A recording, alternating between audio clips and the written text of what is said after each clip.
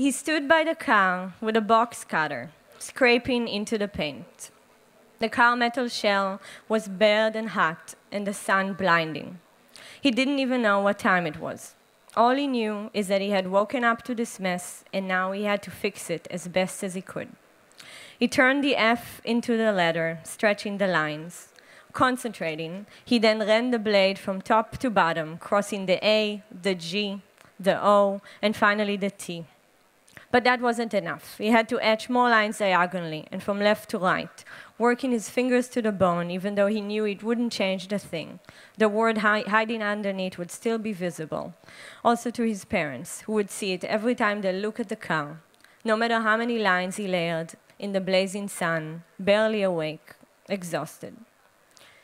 He lingered so he wouldn't have to go back inside and see their disgusted expressions, especially his mother, which had changed all at once from what it has been, even only the day before, when he returned from the army base to a heaping bowl of stew.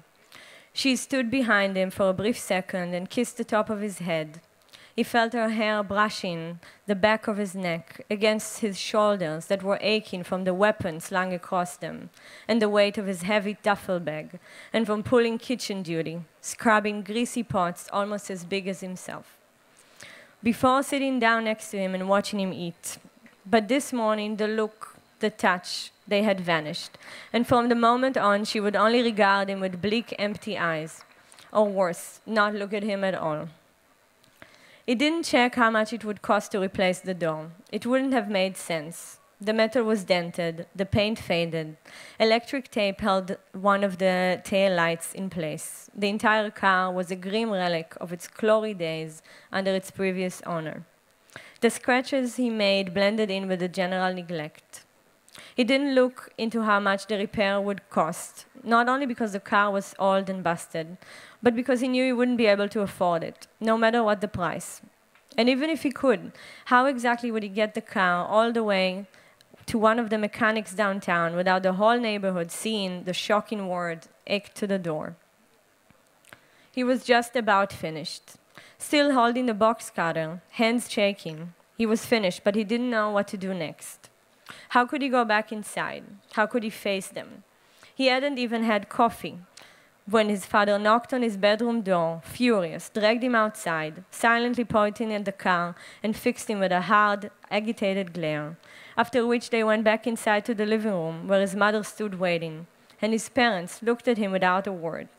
And he should have done the same. He should have kept his mouth shut. And if he absolutely had to open it, and it should have been to lie, to express his fury, show them that he was just as angry and appalled by that word as they were, that he was what was he thinking when he decided there and then to confess to his father. His parents could have smacked him. They could have locked him in his room for God knows how long, maybe until he promises to take care of it, to seek treatment, call his military commander and ask for a referral to a psychiatric hospital to get this demon out of him. But they didn't do anything of the things he imagined. Instead, they just looked away and fell silent, and he couldn't take it anymore, that silence that spread through the room. And then, so as not to fall apart in front of them, he went and rifled through the drawers in the hallway, searching for something strong, and his eyes latched on the box cutter. He picked it up and went out to the car. He forgot that he was tired, that his shoulder ached, that he hadn't had coffee yet, hadn't eaten a thing. And as he worked to obliterate the word, there was only one thought in his mind: the nightclub where he had spent the previous evening, and the man who had pulled him to the bathroom, whose muscular arms had pinned him against the cold black ceramic tiles, drained him. And after which he returned to Matan, smiling but exhausted, ready to go home. He didn't know when the word has been keyed on the driver's door, whether it happened in Tel Aviv, outside the club, or in his neighborhood, after they got back. Or maybe this very morning, while he was still in bed, taking his time, waking up to what should have been a restful, laid-back Saturday. When he finally reemerged, his parents had withdrawn into their bedroom. Taking the hint, he went to his room, threw something on, headed back to the car, and left the neighborhood with no particular destination in mind. As he drove downtown, the bleakest images flitted before his eyes, of his life from that moment forward, of long Saturday on the base without visitors. He saw himself staying in the army base during every holiday for the next 2 years that remained of his service. Saw himself on the discharge day without anyone waiting for him at the gates. With crushing resignation and the acceptance of this horrid future weighing down on him, he fought to keep his thoughts on the present and parked outside of Matan's house. When Matan finally came out, Eliad walked him around the car and led him to the driver's door. Matan looked and said, "My God." They both got in and sat in silence for a long moment while Eliad let his mind go blank and his body sink into the seat, trying to rid himself of all sensation, to liquidize and pull onto the floor mat where his feet were resting, and slowly seep into the road, evaporating upon contact with the scoring asphalt, becoming air, dematerializing. "Hey, let's go to the beach. Let's get out of this shithole," Matan suggested. They pulled into a small, packed parking lot and walked down the narrow slope that led to the beach. They ran to the water, to the small, placid waves. They went far out where there were no other people, and then they swam back to the shore and stood up, their backs to the waves. "What am I going to do?" Eliad said, gazing out at the beach. "I don't know. Maybe they'll get over it, the shock. Maybe by the time you get back, they'll have calmed down," Matan said without looking at him. But Eliad didn't want to go back. They stayed at the beach for a few hours and then silently picked up their belongings and drove back to Kfar Saba, to Matan's house, where they sat in his room playing some stupid video game. Eliad trying to put off returning home for as long as possible. But he was also getting tired, and he knew he had to get up early in the next morning, had to get back to the base.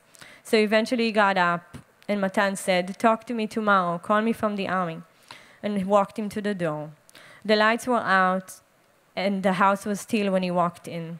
He crawled into his small bed and burrowed under the covers and fell asleep.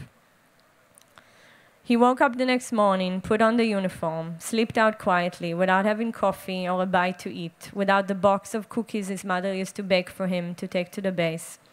And instead of having his father drive him there as always, he took the bus that ran the length of sleepy Weitzman Street, its shop still closed. And on the bus, feeling the sting of yesterday's chalk-bagged tears, he pressed his face against the window and looked out, lowering his sunglasses, and finally let the tears flow, the view out the window blurring by. A week later, as he made his way home from the army base, anxiety spread through his limbs in the form of fatigue, and the ride home from the bus stop to his house seemed endless. He felt as if he was barely moving, weighed down by the heft of his bag, his life, and this car, which suddenly came into view, gleaming in the sun. Everything looked normal. His mother in the kitchen, standing over the pots, a typical image from his childhood. He realized then and there how deeply he had come to rely on just this, his mother, at home, making them food, no matter what happened outside, out in the world, their small family enclave unshakable. Until last week. And what will happen now? The thought hit him at full pelt, as if the ground beneath him had given away and he was falling into a deep abyss, and he stared dizzily at the table, set for lunch, and turned his gaze back to his mother, who returned the look and said hello without approaching him, without the usual hug or kiss. And he went to his room, shocked, not knowing what to make of this new reality. He carried the pile of dirty laundry to the bathroom and loaded the ancient machine, feeling the last of his energy draining away as he stood there, not knowing where to put the detergent or which button to press. Stepping out of the hallway, he almost shouted, "Mom!" but choked, and returned to the washing machine, turning the dial to the symbol that seems to make the most sense. When he stepped back into the hallway, he heard his mother calling him, and he went to the kitchen and sat down in front of her. "I haven't slept in a week, Eliad," she said, her gaze wavering between him and the tabletop. A tremor shot through him, and he lowered his eyes, and she continued, almost accusingly, "I can't stop crying." She tried to get him to look at her, wanted him to see her tears. He began to feel beads of sweat forming on his skin, to feel how intensely hot it was in the kitchen, with the pots on the stove and the oven releasing clouds of sweltering steam, and he wanted to get up, but he couldn't move a single one of his limbs. He wanted to respond, but he was paralyzed. "Your father, too. Couldn't sleep all week," she said. Eliad didn't know what to say. He felt last week's tears crawling back up his throat. But he didn't cry or answer or react in any way because he didn't know how. And eventually she stood up and without saying a word, turned off the oven, lowered the heat under the pots, and stood there by the stove, perfectly still. And they waited for his father to come back, waited to eat in silence. He wanted to get up, but felt pinned to his chair, to the table, bound, and his mind flashed back to the first time he heard his parents bring up the subject. He was in the 8th or 9th grade, and Dana International was being interviewed about the upcoming performance in the Eurovision Song Contest. He remembered his mother sitting in front of the TV, how she turned her head and made a spitting sound, saying, disgusting, how could they send that thing to represent our country? How? And he sat next to her, paled, and tried to ignore his mother. He also remembered how that woman took to the stage after winning, and his horrified father said, well, ain't that just great? Now they'll get all the trannies from all over flying in. And Liad fell silent, making himself as small as possible on the old sunken couch. He remembered wanting to get up and walk out, catch a bus to Tel Aviv, and join the masses crowding on Rabin Square in celebration. But he didn't say a word, just sat by his parents on a couch, silently, and went to school the next day, his mouth still shut. Who watched the Eurovision Song Contest? Who? Only fags.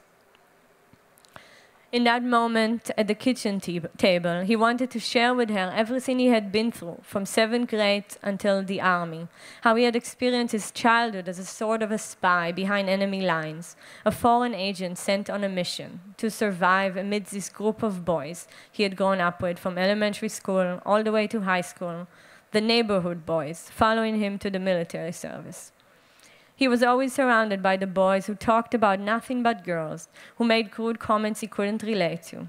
He always felt pressure to participate in this ritual, to contribute an obscene remark of his own, trying to sound convincing, when in reality he was terrified of getting a sudden hard-on around his neighborhood boys, of his high school friends, picking up a vibe, of his army buddies sensing there was something different about him. Faggot was the most common curse word in the school corridors, in the cafeteria, in the army base. After all, there were no gay men. No one came out of the closet in the army, let alone in his high school. There were boys like him and Matan, quiet, anxious adult youths, smart enough to hide where they needed to. Boys who began searching secretly for others of the same ilk. Tel Aviv dazzled in the distance, 23 kilometers away.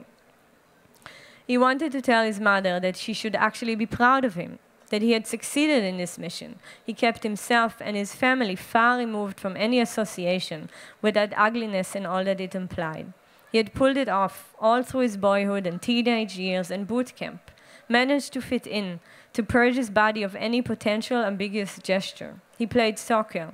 He knew everything about the teams and players, not because he liked it, but because it was the right thing to do, the best insurance policy.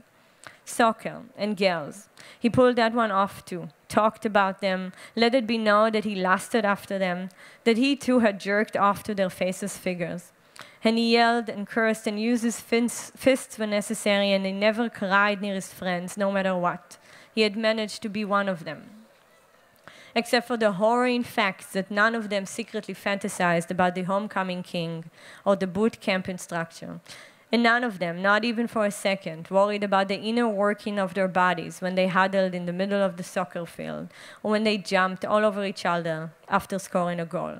He was the only one who suffered flashes of blinding panic at such moments of physical proximity, who dreaded the danger that lurked inside his own body, what it might divulge.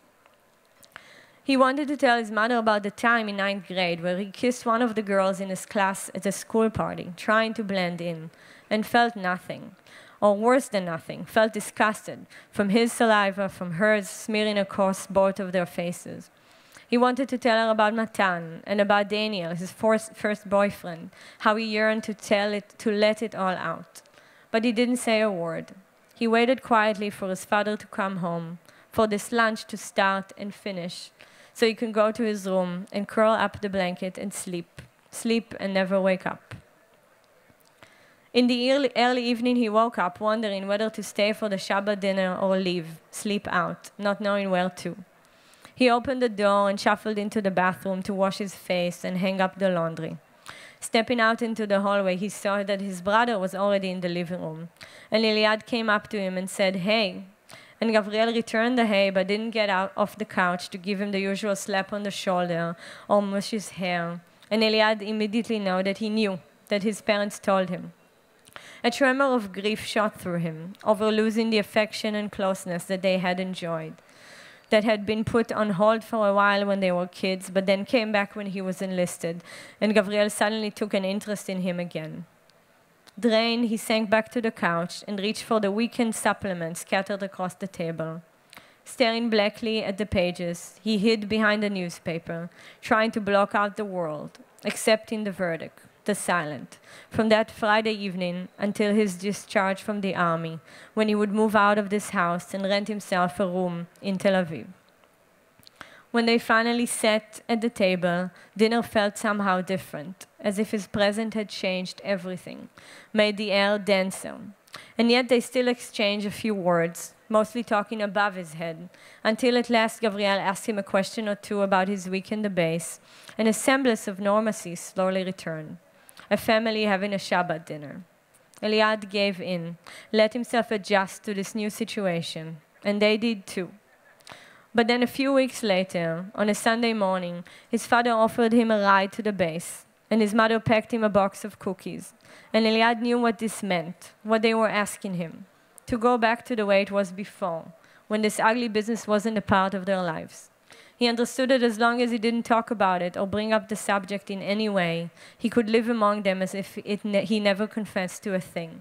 And this whole ordeal would be neatly tucked into some other dimension, a parallel universe that had collided with theirs for a fleeting moment before pulling back. And he could spend his weekends in this dimension where his family treated him like one of their own, as long as he didn't say the wrong thing, as long as he wasn't gay, not him. Thank you very much.